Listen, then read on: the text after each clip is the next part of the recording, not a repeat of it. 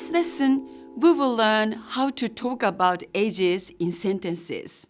The suffix sai means years old. 1 year old is 1歳. 2 years old, 2歳. 3 years old, 3歳. 4 years old, 4歳. 5 years old, 5歳. 6 years old, 6歳. 7 years old, 7歳. 8 years old, 8歳.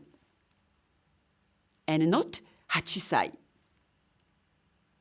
The rest of the numbers follow the same pattern, except for 20 years old, which is 20歳, whereas 21 years old is 21歳, and so on. 100 years old is 100歳.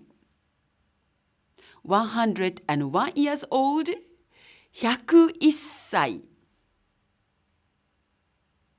Let's go through some examples.